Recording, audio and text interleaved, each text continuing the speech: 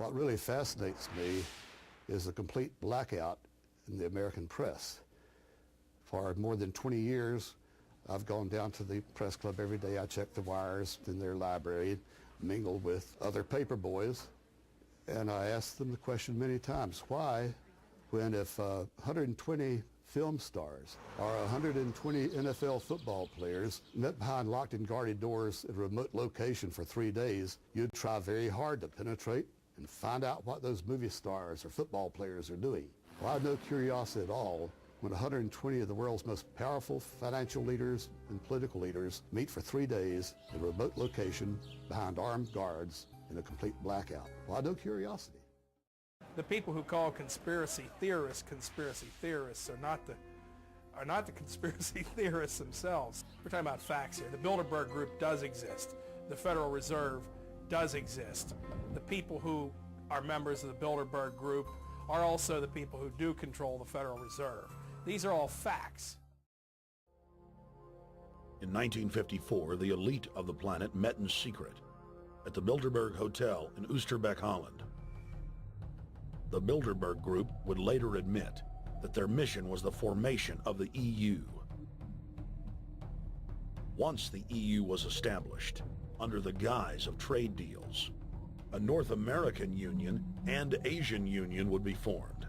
The three interlocking superstates form the core of the global government, while the United Nations would serve as a world regulatory and enforcement body over the Third World subregions. The Bilderberg Group consists of the heads of all of the managing roundtable groups that steer individual countries. Picture the elite power structure of the world as a giant pyramid, with only the elite of the elite at the tip-top of the capstone. The group has been so secretive that until the mid-1980s, the controlled corporate media denied its existence. Into the late 1990s, coverage only consisted of rare one-line mentions.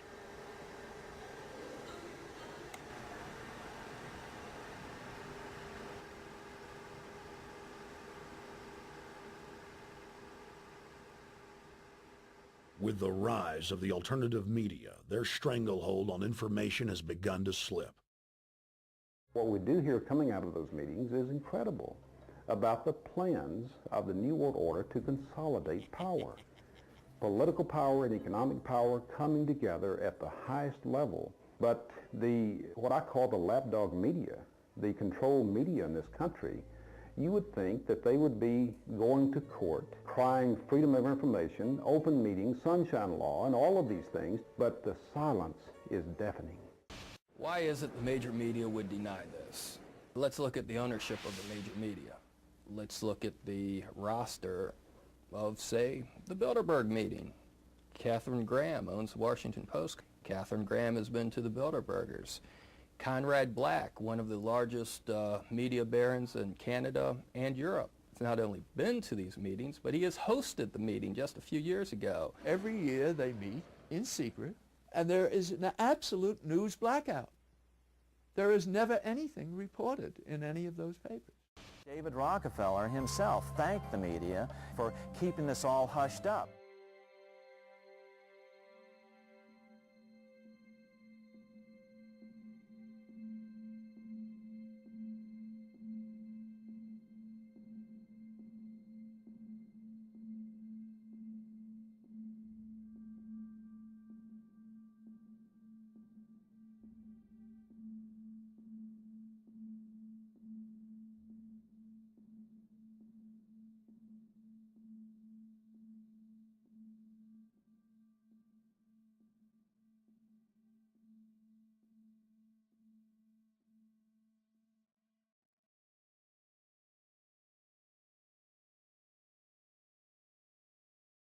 First heard about Bilderberg in 1975, and I said, I don't believe it.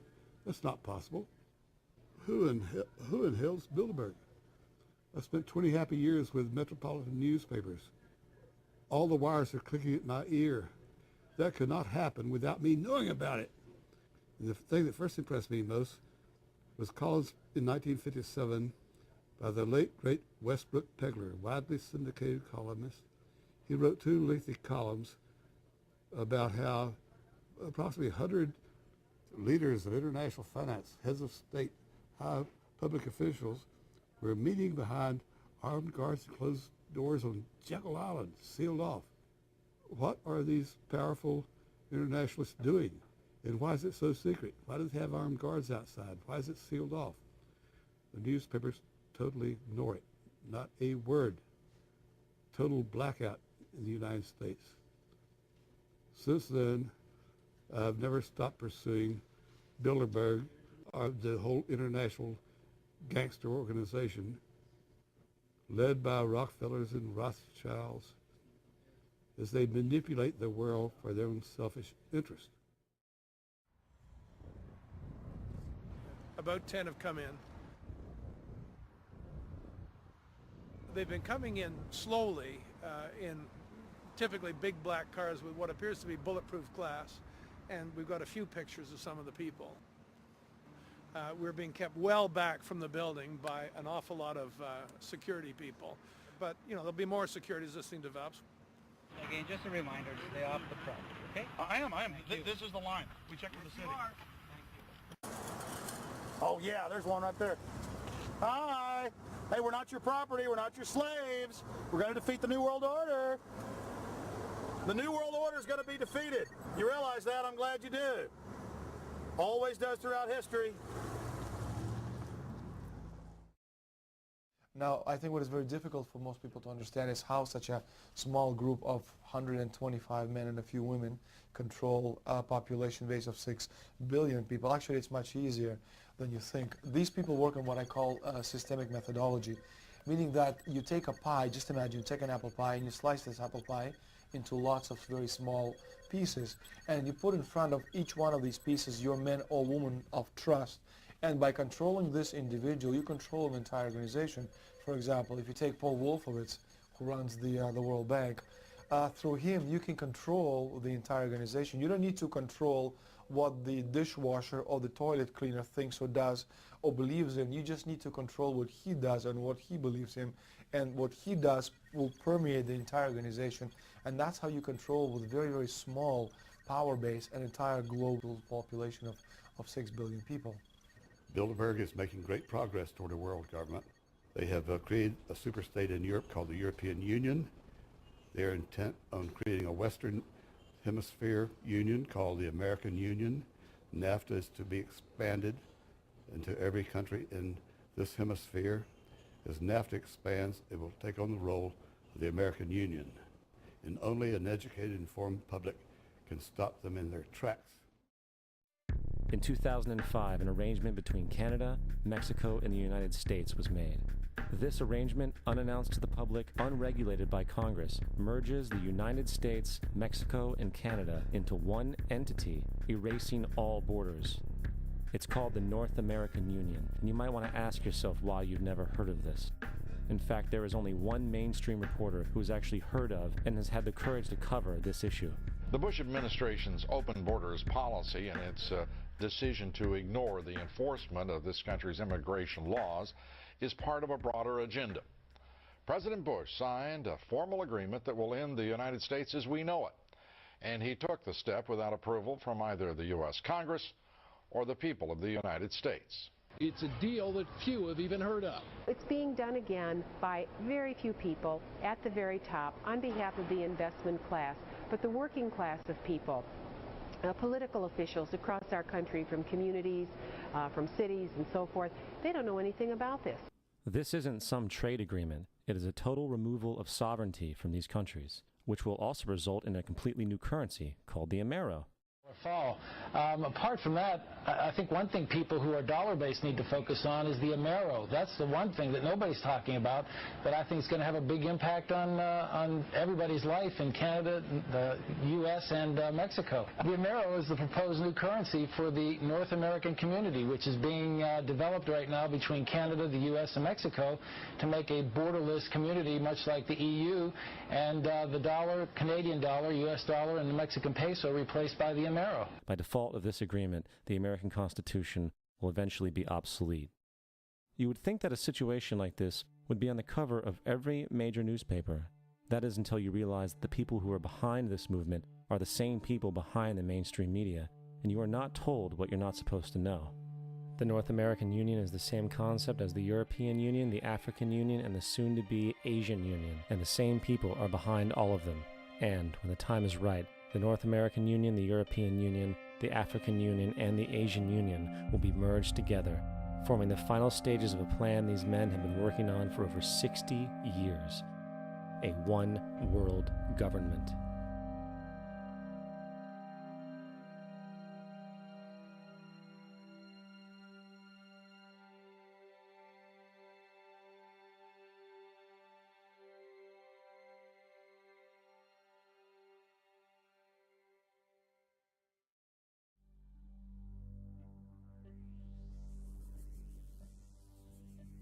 A globalist is someone who believes in globalism, and globalism essentially is the desire for one world government, one world military, one world economy, which on a broad philosophical basis may not be that bad. But the problem is that we are being pushed into globalism by secrecy and by deceit. And nobody's getting a chance to actually consider the ramifications or consider the methodology that's being used to push us into this globalization. And that leads to the $64,000 question. Let's assume that these globalists, and they make no secret about their desire for one world economy, one world government, let's assume that they're successful. What is our guarantee that some new Hitler-like tyrant won't gain control of that worldwide mechanism? The driving force behind globalism is just plain old socialism. Because if they want to control every person in the world, if they're going to take care of you from cradle to grave, if they're going to take care of the education system, they're going to take care of the health system, all of that requires central administration. And the wealthy elite who have the money and the power know that if they can create a one world global social system, that they can control the central authority. In other words, world control, world domination, one of the oldest desires in the history of the world, going all the way back to Alexander the Great. Some people get confused because governments provide healthcare and water and education and roads, and thus imagine that there is some benevolence at work. Nothing could be further from the reality. Farmers provide healthcare and irrigation and training to their livestock. Some people get confused because we are allowed certain liberties and thus imagine that our governments protect our freedoms. But farmers plant their crops a certain distance apart to increase their yields, and will allow certain animals larger stalls or fields if it means they will produce more meat and milk. In your country, your tax farm, your farmer grants you certain freedoms, not because he cares about your liberties, but because he wants to increase his profits. Are you beginning to see the nature of the cage you were born into?